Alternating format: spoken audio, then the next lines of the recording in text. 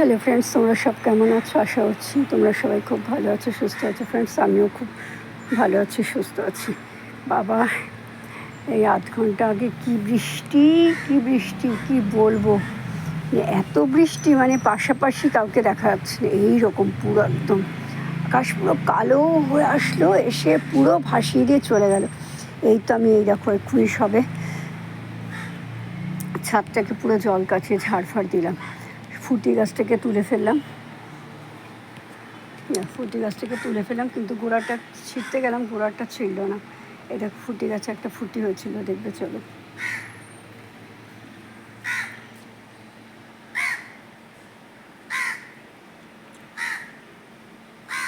হয়েছিল তো, কিন্তু ওটা মাঝখান দিয়ে পোকা হয়ে গেছিলো।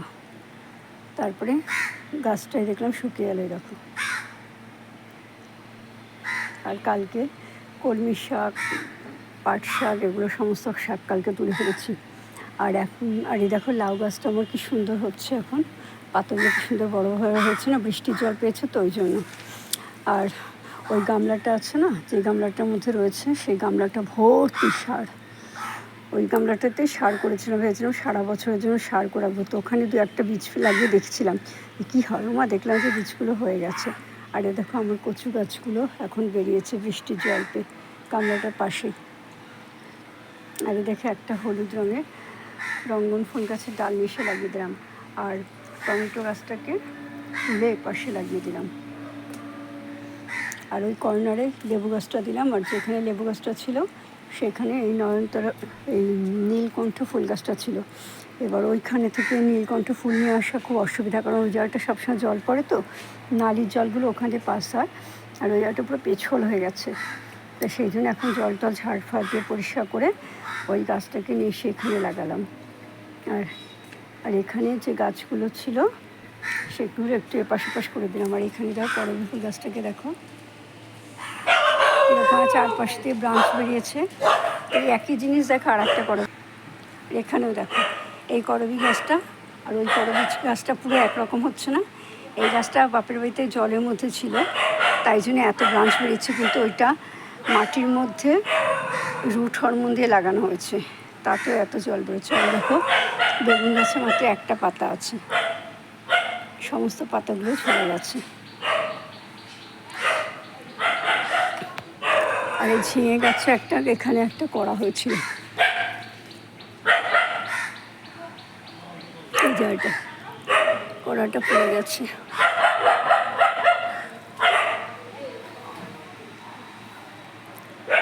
আজকে তো ভাবলাম যে এত বৃষ্টি হচ্ছে, আজকে তো ভাবলাম যে বোধহয় ভিডিও করতেই পারবো না। আর এই দেখুন ঝাড়টা দিয়েছি। এখানে আরেকটা পুঁই গাছ ছিল, এই দেখো সেই পুঁই গাছটা দেখছি যে গোড়া থেকে আপনার উঠে গেছে, উঠে গিয়ে একটা পাতা নেই। আর ঠিক আছে, পাতা নেই তো কী আছে, ডাঁটা তো আছে।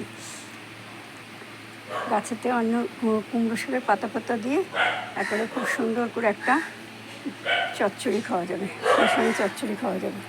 সাথে যদি দু চারটে মূলো শাক দিয়ে দেওয়া, টেস্ট আলাদা হয়। মূলো শাকে যে চচ্চড়ি করলে তার টেস্টই আলাদা হয়।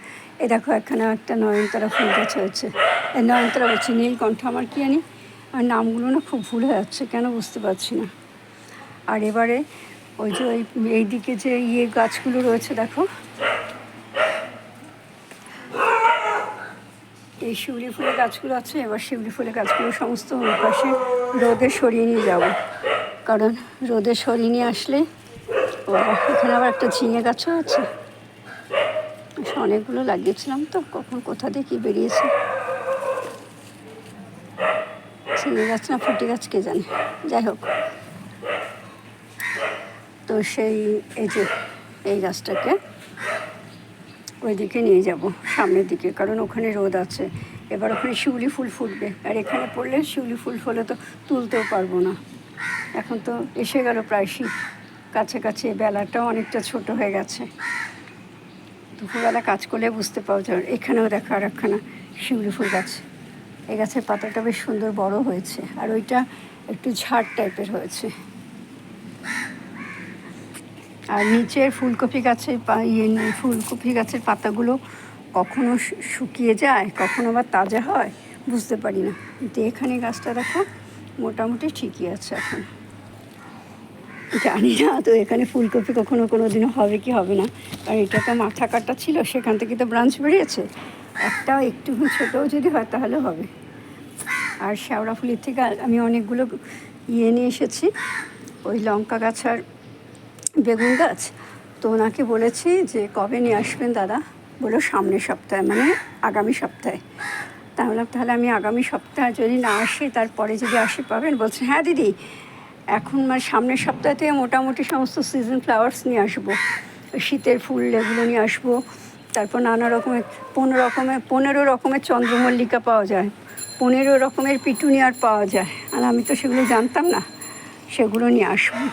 আমি ঠিক আছে, তাহলে আমি ততদিনে ব্যাগ ট্যাগ তৈরি করে ফেলি, তারপরে এসে নিয়ে যাব। কারণ আগে নিয়ে এসে বোঝা বাড়িয়ে লাভ নেই। ফুলকপি বাঁধাকপি বীজ ফিজ সব উনি বলেছেন এনে দেবেন।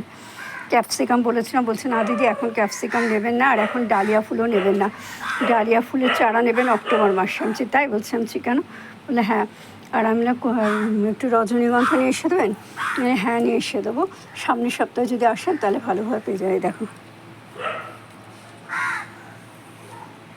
এই গাছটা আমার মনে খুব শান্তি দিয়েছে। এই গাছটাকে দেখলে না, আমি যে এত কষ্ট করে গাছে লাগাচ্ছি, গাছগুলো এরকম আমাকে হতাশ করছে, এই গাছটাকে দেখলে আমার সেই হতাশাটা দূর হয়ে যায়।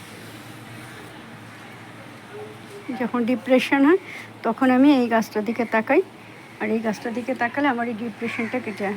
তখন মনে হয় যে না, একটা হলেও তো হচ্ছে, 100টা গাছের মধ্যে যদি একটা হয়, 100টা স্টুডেন্ট পড়ালে তার মধ্যে একটা স্টুডেন্ট যদি ভালো হয়, সেই 99টা স্টুডেন্টের দুঃখ ওই একটা স্টুডেন্টকে দেখে পড়ে যায় মনটা আনন্দে।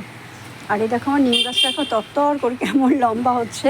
আমি কেটে দেবো এবারে, কেটে দেবো মানে কি, একদম কেটে দেবো, এইটুকুনি রাখবো, এইটুকু রাখবো। আর পুরোটা ও বোধহয় প্রায় 6 ফুটের কাছাকাছি হয়ে গেছে। আর এই দেখো কলা গাছের পাতাগুলো দেখো কি সুন্দর। এই পাতাটা না বারবার এই ট্যাঙ্কের মধ্যে ঢুকে আছে, এবার ট্যাঙ্কের জল দিয়ে তো আমি ঠাকুরকে দিই, ওই জন্য কী করেছি এইটার মধ্যে দিয়ে আটকে দিয়েছি। সব গাছই হবে, একটু ঠান্ডা পড়ুক তখন সব হবে। বৃষ্টি পড়েছে না, তত্তর করে গাছগুলো সমস্ত বাড়বে। হতাশ হওয়ার কিছু নেই, হতাশ হলেই হতাশাটাই আসবে। আর কালকে সমস্ত পাট শাক তুলেছিলাম, তুলে পাট শাকের ভাজা করেছি। আর এই যে এই শাকগুলো তুলে নিয়েছি, এগুলো নিয়েছি, পুনলফা নিয়েছি, একটা কেশক্তি পাতা গাছ উঠেছে। তারপরে ডাঁটার শাকগুলো নিয়েছি, কাটোয়ার ডাঁটার শাকগুলো যা ছিল সব তুলে নিয়েছি, তুলে নিয়ে রেখে দিয়েছি, কালকে ওইটা রান্না করব। কলমি শাকও তুলে নিয়েছি, দেখো কলমি শাক তুলেছি, লাউ পাতা তুলেছি, কুমড়ো শাক তুলেছি, চাল কুমড়ো শাক তুলেছি, সমস্ত তুলেছি, সব রকম তুলে পাঁচমিশালি করেছি।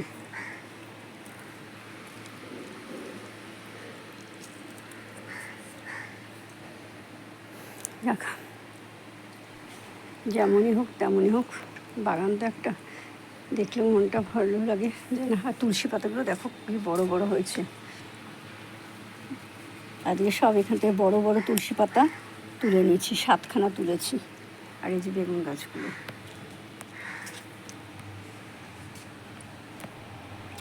ঝাড়ু দিয়ে ঝাঁটাটা খাড়া করে রাখা যাচ্ছে না, খাড়া করে রাখলে ঝাঁটাটা পড়ে যাচ্ছে, শুয়ে পড়ছে, শুয়ে পড়লে তো আবার ঝাঁটাটা পচে যাবে, পচে গিয়ে নষ্ট হবে। ওই জন্য কী করেছি, ঝাঁটাটাকে ফেলে দিয়েছি। আর এই দেখো আমার এই ফুলের কাটোয়া ডাটার বীজগুলো সব পচে পচে যাচ্ছে, কিছু করার নেই, এখন বৃষ্টি হচ্ছে এরকম হবে। আর এই দেখো এই করবী ফুল গাছটাকে হবে হবে, লেবু গাছে যখন লেবু হয়েছে তখন আর হতাশা আর কি ইচ্ছে নেই। আজ নয় কাল নয় পরশু থাকুক না গাছগুলো, এইটুকুনি গাছে আর ছাওয়া পড়বে না, শীতকালে যে ছাওয়াটা পড়বে এইটুকুনি আছে, পড়বে না, তখন কেটে দেবো। এই দেখো বাঁশটা ভেঙে গেছে মাঝখান দিয়ে, দেখো